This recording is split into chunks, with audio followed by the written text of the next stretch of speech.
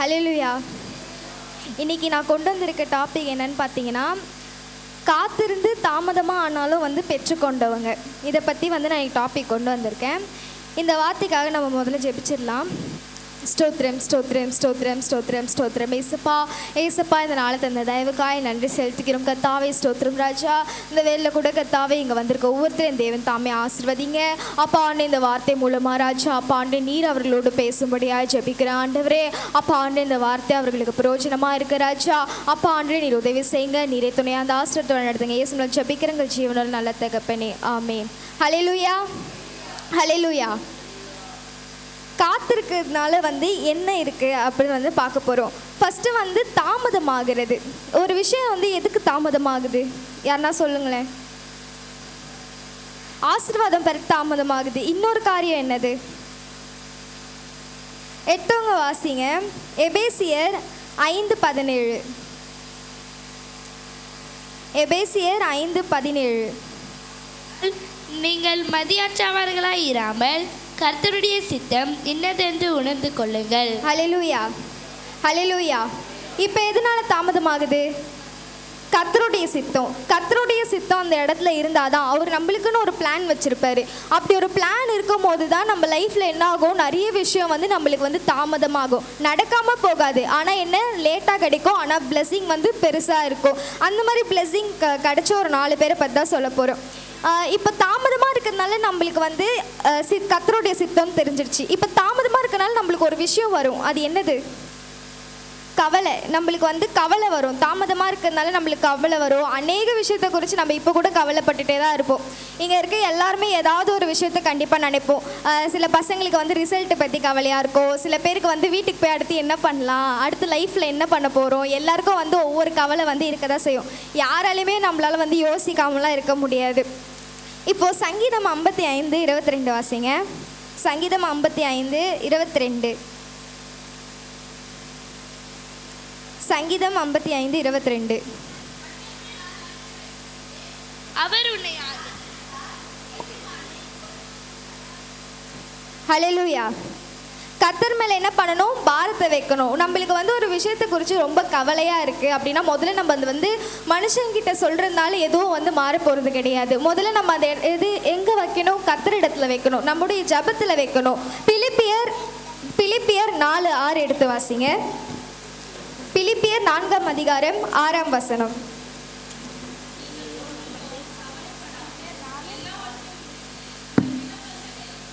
ஹல்லேலூயா.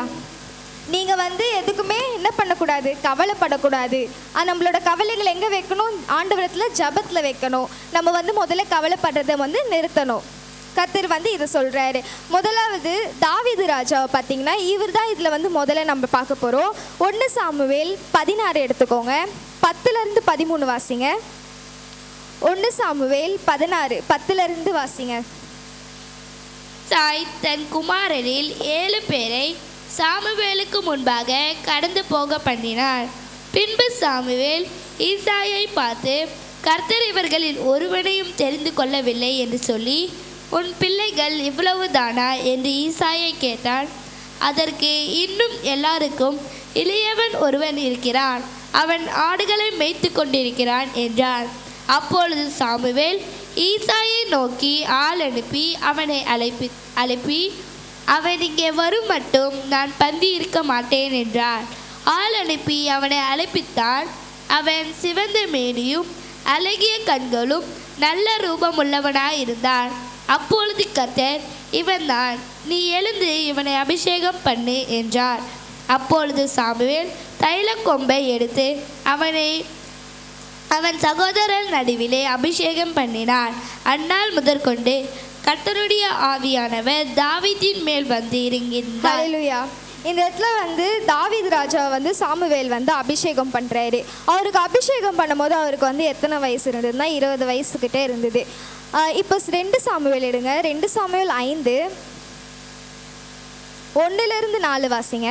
அக்காலத்தில் இஸ்ரவேலின் கோத்திரங்களில் எல்லாம் எப்ரோனில் இருக்கிற தாவீதினிடத்தில் இதோ நாங்கள் உம்முடைய எலும்பும் உம்முடைய மாம்சமும் மாணவர்கள். சவுல் எங்கள் மேல் ராஜாவாய் இருக்கும்போதே இஸ்ரவேலை நடத்தி கொண்டு போனவரும் நடத்தி கொண்டு வந்தவரும் நீரே. கர்த்தர், என் ஜனமாகி இஸ்ரவேலை நீ மேய்த்து நீ இஸ்ரவேலின் மேல் தலைவனாயிருப்பாய் என்று உம்மிடத்தில் சொன்னாரே என்றார்கள். இஸ்ரவேலின் மூப்பர் எல்லாரும் எப்ரோனிலே ராஜாவின் இடத்தில் வந்தார்கள். தாவீது ராஜா எப்ரோனிலே கர்த்தருக்கு முன்பாக அவர்களோடு உடன்படிக்கை பண்ணின பின்பு அவர்கள் தாவீதை இஸ்ரவேலின் மேல் ராஜாவாக அபிஷேகம் பண்ணினார்கள். தாவீது ராஜாவாகும் போது 30 வயதாயிருந்தான். ஹல்லேலூயா. இப்போ அவருக்கு வந்து எப்போ அபிஷேகம் பண்ணுறாங்க? 20 வயசில் பண்ணுறாங்க. ராஜாவை எப்போ ஆகுறாரு? 30 வயசில் தான் ராஜாவாகிறாரு. இதுக்கு நடுவில் அவர் எத்தனை வருஷம் வந்து காத்திருந்தாரு? 10 வருஷம் காத்திருந்தாரு. தாமதம் ஆனதுனால, ஆனால் கர்த்தர் அவருக்கு என்ன பண்ணாரு? பெரிய பிளஸிங்காக தான் கொடுத்துருக்காரு. இன்னொரு வசனம் வாசிங்க. பிரசங்கி 3ஆம் அதிகாரம் 1ஆம் வசனம். பிரசங்கி 3:1. வானத்தின் கீழ் இருக்கிற ஒவ்வொரு காரியத்துக்கும் ஒவ்வொரு சமயம் உண்டு. ஹல்லேலூயா, ஹல்லேலூயா. ஒவ்வொருத்துக்கும் ஒவ்வொரு காலம் உண்டு. எல்லாத்தையும் அந்தந்த டைமில் செஞ்சாதான் அது நல்லாயிருக்கும். இப்போ நாளைக்கு நம்ம சாப்பிட போகிறோன்னா அப்போ நம்ம இன்றைக்கே பண்ணி வச்சுருவோம், பண்ண மாட்டோம். அந்த டைமில் செஞ்சு அந்த டைமில் சாப்பிட்டா தான் நம்மளுக்கு வந்து சாப்பிட்ட மாதிரி இருக்கும். அந்த மாதிரி இப்போ முன்னாடி என்ன பண்ணார்? அபிஷேகம் வந்து பண்ணிட்டாரு. ராஜாவானப்போ 30 வயசில் ராஜாவானார், கரெக்டான டைமில். அந்த டைமில் கரெக்டாக இயேசு என்ன பண்ணியிருக்காரு? அந்த இடத்துல வந்து தாவீது ராஜா வந்து உயர்த்தியிருக்காரு. அதே மாதிரி இன்னொருத்தரும் இருக்கார். யாருன்னு பார்த்தீங்கன்னா யோசேப்பு. எடுத்தவங்க வாசிங்க. ஆதியாகமம் 37:2 வரலாறு 10 வரைக்கும் வாசிங்க. யோசேப்பு 17 வயதிலே தன் சகோதரருடனே ஆடுகளை மேய்த்து கொண்டிருந்தான். அந்த இளைஞன் பில்கால் சில்பால் என்னும் தன் தகப்பனுடைய மறுமனையாட்டிகளின் குமாரரோடே இருந்து அவர்களுடைய துன்மார்க்கத்தை தன் தகப்பனுக்கு சொல்லி வருவான். இஸ்ரவேலின் முதிர் வயதிலே யோசேப்பு தனக்கு பிறந்ததினால் இஸ்ரவேல் தன் குமாரர் எல்லாரிலும் அவனை அதிகமாய் நேசித்து அவனுக்கு பல வருணமான அங்கியை செய்வித்தான். அவனுடைய சகோதரர் எல்லாரிலும் அவனை தங்கள் தகப்பன் அதிகமாய் நேசிக்கிறதை அவன் சகோதரர் கண்டபோது அவனோடே பச்சமாய் பேசாமல் அவனை பகைத்தார்கள். யோசேப்பு ஒரு சொப்பனம் கண்டு அதை தன் சகோதரருக்கு அறிவித்தான். அதன் நிமித்தம் அவனை இன்னும் அதிகமாய் பகைத்தார்கள். அவன் அவர்களை நோக்கி, நான் கண்ட சொப்பனத்தை கேளுங்கள். நாம் வயலில் அறுத்த அரிகளை கட்டி கொண்டிருந்தோம். அப்பொழுது என்னுடைய அரிக்கட்டு நிமிர்ந்திருந்தது. உங்கள் அரிக்கட்டுகள் என் அரிக்கட்டை சுற்றி வணங்கி நின்றது என்றான். அப்பொழுது அவன் சகோதரர் இந்த இடத்துல பார்த்தீங்கன்னா யோசேப்போட அரிக்கட்டை வந்து அவங்க சகோதரர்களுடைய அரிக்கட்டு வந்து வணங்குற மாதிரி இருக்கும். அந்த இடத்துல வந்து நீ வந்து எங்களை ஆள போறியான்ற மாதிரி அந்த இடத்துல வந்து அவங்க சொல்லியிருப்பாங்க. இந்த தரிசனத்தை அவர் எப்போ காண்றாரு? 17 வயசில் வந்து காண்றாரு. அதே மாதிரி வந்து ஆதியாகமம் 41 எடுத்துக்கோங்க. 41-46 வாசிங்க. யோசேப்பு எகிப்தின் ராஜாவாகிய பார்வோனுக்கு முன்பாக நிற்கும் போது 30 வயதாயிருந்தான். யோசேப்பு பார்வோனுடைய சந்நிதியிலிருந்து புறப்பட்டு எகிப்து தேசம் எங்கும் போய் சுற்றி பார்த்தான். மறுபடியும் வாசிங்க. யோசேப்பு எகிப்தின் ராஜாவாகிய பார்வோனுக்கு முன்பாக நிற்கும்போது 30 வயதாயிருந்தான். யோசேப்பு பார்வோனுடைய சந்நிதியிலிருந்து புறப்பட்டு எகிப்து தேசம் எங்கும் போய் சுற்றி பார்த்தான். 42:6-9 வரைக்கும் வாசிச்சிருங்க. யோசேப்பு அத்தேசத்துக்கு அதிபதியாக இருந்து தேசத்தின் ஜனங்கள் யாவருக்கும் விற்றார். யோசேப்பின் சகோதரர் வந்து முகங்குப்புற தரையிலே விழுந்து அவனை வணங்கினார்கள். யோசேப்பு அவர்களை பார்த்து தன் சகோதரர் என்று அறிந்து கொண்டான். அறிந்தும் அறியாதவன் போல கடினமாய் அவர்களோடே பேசி, நீங்கள் எங்கே இருந்து வந்தீர்கள் என்று கேட்டான். அதற்கு அவர்கள், கானான் தேசத்திலிருந்து தானியம் கொள்ள வந்தோம் என்றார்கள். யோசேப்பு அவர்களை இப்போ பார்த்தீங்கன்னா அவர் வந்து 17 வயசில் வந்து அந்த சொப்பனத்தை காண்றாரு. 30 வயசில் வந்து என்ன ஆகுது? அப்போ தான் அவர் பார்வோன் ராஜாவுக்கு முன்னாடியே வந்து நிற்கிறாரு.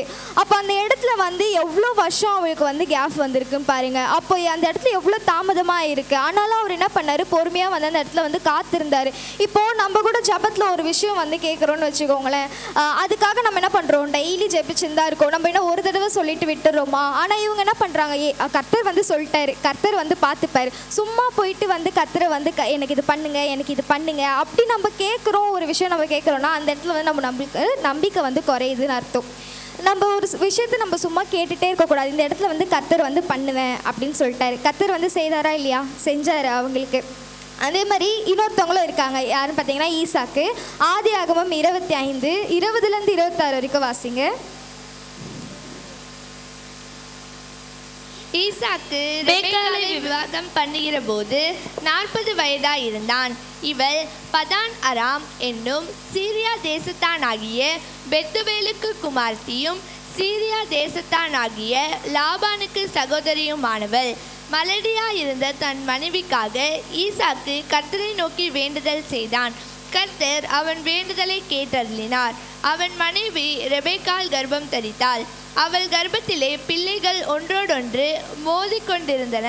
அப்பொழுது அவள், இப்படியானால் எனக்கு எப்படியோ என்று சொல்லி கர்த்தரிடத்தில் விசாரிக்கும்படி போனாள். அதற்கு கர்த்தர், 2 ஜாதிகள் உன் கர்ப்பத்தில் உண்டாயிருக்கிறது, 2 வித ஜனங்கள் உன் வயிற்றிலிருந்து பிரியும். அவர்களில் ஒரு ஜனத்தார் மற்ற ஜனத்தாரை பார்க்கிலும் பலத்திருப்பார்கள். மூத்தவன் இளையவனை சேவிப்பான் என்றார். ஹல்லேலூயா. 26 மட்டும் வாசிங்க. பின்பு அவன் சகோதரன் தன் கையினாலே ஏசாவின் குதிகாலை பிடித்து கொண்டு வெளிப்பட்டான்.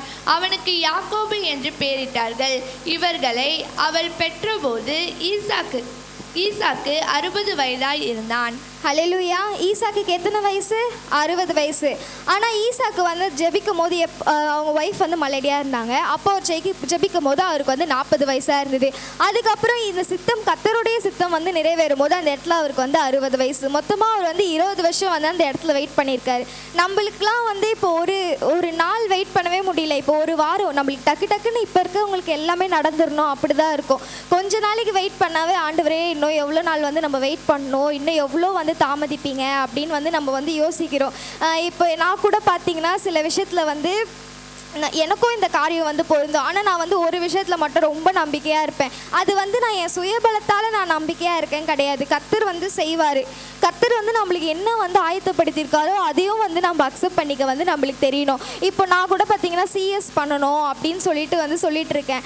ஜபா நான் சொன்னார் பண்ணிடுவேன் அப்படின்னு சொன்னார். எங்கள் அம்மா சொன்னாங்க பண்ணிடுவேன். ஆனால் பிரதீப் வந்து சொன்னால் இல்லை உன்னால் பண்ண முடியாது, அதுக்கு பதிலாக நீ டைம் வேஸ்ட் பண்ணி உனக்கு வயசு வேஸ்ட் ஆகி எதுக்கு நீ வந்து கவர்மெண்ட் எக்ஸாம் எழுத சொன்னாங்க. ஆனால் நான் என்ன பண்ணேன், கர்த்தர் இடத்துல வந்து நான் சொல்லிட்டேன், அண்ணன் எனக்கு தான் படிக்கணும்னு ஆசையாக இருக்குது, நீங்கள் வந்து என்ன சித்தம் வச்சுருக்கீங்களோ அது வந்து எனக்கு வந்து காமிங்க, எனக்கு இது படிக்கணும்னு இருக்குது. இது இப்போ நம்ம மனசில் ஒரு வைராக்கியம் இருக்குதுன்னு வச்சுக்கோங்க. நான் நினச்சேன் என்னால் இதுலேருந்து மூவ் ஆன் ஆகவே முடியல, இதுதான் பண்ணணும்னு நான் அது மேலே ரொம்ப ஸ்ட்ராங்காக இருக்கேன். அப்போ நான் நினச்சேன் சரி ஓகே நம்ம பண்ணிடலாம், கர்த்தர் வந்து நம்மளுக்கு வந்து இதுவும் ஒரு சித்தமாக இருந்தால் நம்ம பண்ணிடலாம் அப்படின்னு சொல்லிட்டு நான் அப்படி இருக்கேன். நான் ஒரு தடவை ஜெபித்தேன், அதுக்காக நான் ஜெபிச்சுட்டு தான் இருக்கேன். இருந்தாலும் நம்ம கேட்குறத வந்து விடக்கூடாது.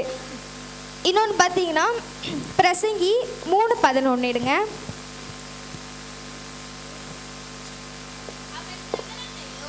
அதினதி காலத்திலே நேர்த்தியாக செய்திருக்கிறார், உலகத்தையும் அவர்கள் உள்ளத்திலே வைத்திருக்கிறார். ஆதலால் தேவன் ஆதி முதல் அந்தம் மட்டும் செய்து வரும் கிரியையை மனுஷன் கண்டுபிடியான். ஹல்லேலூயா.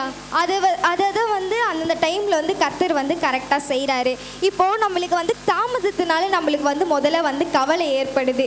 கவலை ஏற்படுறதுனால நம்ம வந்து சோர்ந்து போகிறது கிடையாது. நம்ம வந்து என்ன பண்ணுறோம், கிறிஸ்தவர்களாக இருக்க நம்ம என்ன பண்ணுறோம், ஜபத்தில் வந்து அதை வைக்கிறோம்.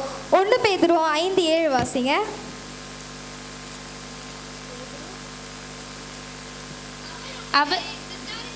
ஆனபடியால் உங்கள் கவலைகளை எல்லாம் அவர் மேல் வைத்து விடுங்கள். ஹல்லேலூயா. அவர் வந்து நம்மளை விசாரிக்கிற தேவனா இருக்கிறார். நம்மளுடைய கவலை என்ன பண்ணணும், அவர் இடத்துல வைக்கணும். நம்ம அடுத்து என்ன பண்ணுறோம் அப்படின்னு யோசிக்காம, ஆண்டவரே இது உமக்கு சித்தமா இருந்தா செய்யுங்க அப்படின்னு சொல்லிட்டு நீங்க ஒரு தடவை ஒரு கருத்துல வச்சு பாருங்க.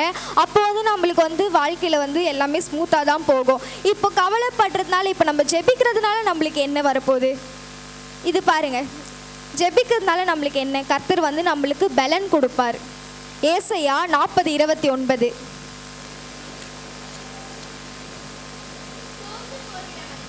அவர் பலன் கொடுத்து சத்துவம் இல்லாதவனுக்கு சத்துவத்தை பெருக பண்ணுகிறார்.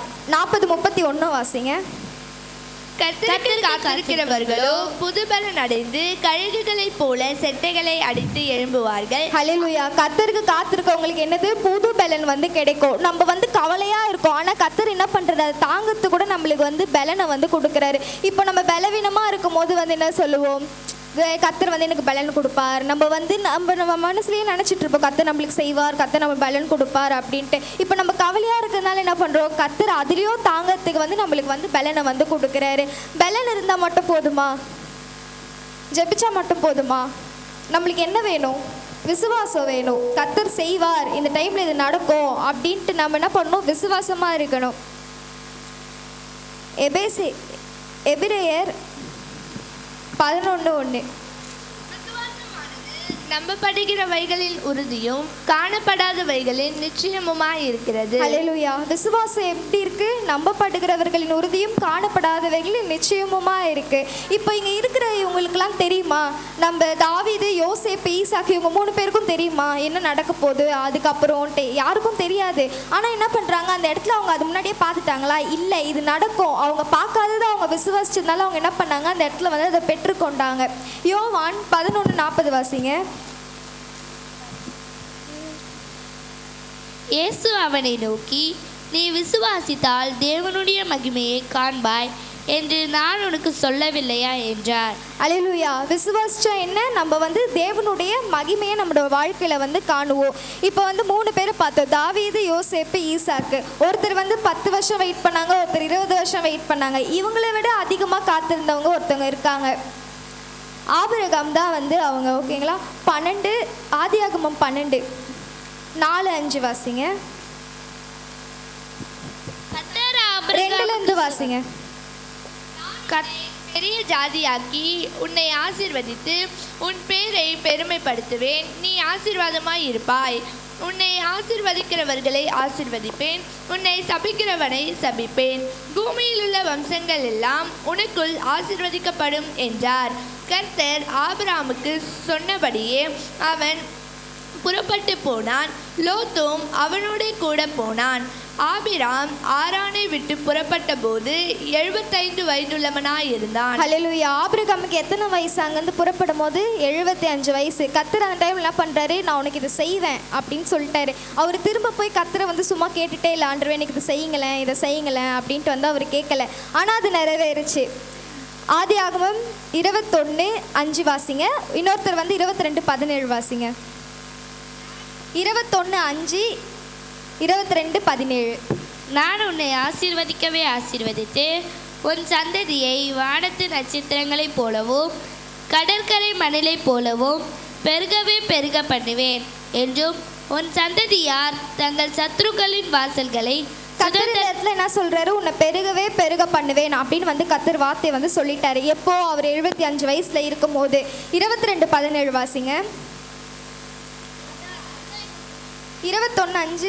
தன் குமாரனாகிய ஈசாக்கு பிறந்தபோது ஆபிரகாம் 100 வயதாய் இருந்தான். ஹல்லேலூயா. எத்தனை வயசா இருந்தாரு? 100 வயசா இருந்தார். எப்போ வந்து வாக்குத்தத்தத்தை கர்த்தர் கொடுத்தாரு? 75 வயசுல கொடுத்தாரு. 25 வருஷம் வந்து அவர் என்ன பண்ணியிருக்காரு, கர்த்தருடைய வார்த்தையை வந்து பற்றி கொண்டு அது வந்து உறுதியாக பிடிச்சிட்டு அவர் வந்து வெயிட் பண்ணியிருக்காரு. அந்த இடத்துல இப்போ இந்த 4 பேரும் காத்திருந்தாங்க. தாமதமாச்சு, ரொம்ப தாமதமாச்சு. ஆனால் கர்த்தர் செய்யாமல் இருந்தாரா? செய்தார். இதே போல் நம்ம வாழ்க்கையில் வந்து அநேக ஒரு காரியங்கள் நம்ம வந்து வச்சுருப்போம். நம்ம மனசில் நிறைய கவலைகள் இருக்கும். ஆனால் வந்து நம்ம என்ன பண்ணணும், அதை வந்து கர்த்தர் இடத்துல வைக்கணும். கர்த்தர் என்ன பண்ணுவார், நம்மளுக்கு வந்து இதெல்லாம் தாங்கிறதுக்கு என்ன பண்ணுவார், பலன் வந்து கொடுப்பாரு. இந்த பலன் கர்த்தர் நம்மளுக்கு எதுக்கு கொடுக்குறாரு? நம்ம விசுவாசிக்கணுன்றதுக்காக தான் கர்த்தர் வந்து நம்மளுக்கு அந்த பலத்தை வந்து அந்த இடத்துல தராரு. நீதிமொழிகள் 13:12 வாசிங்க.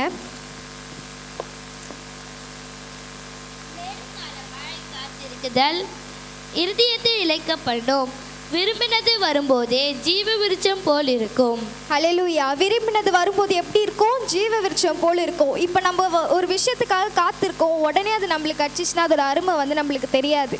அது வந்து போக போக ரொம்ப எவ்வளோ வெயிட் பண்ணுறோமோ அப்போ நம்மளுக்கு கிடைக்கும் போது தான் அந்த பொருளோட ஒரு மதிப்பு வந்து நம்மளுக்கு தெரியும்.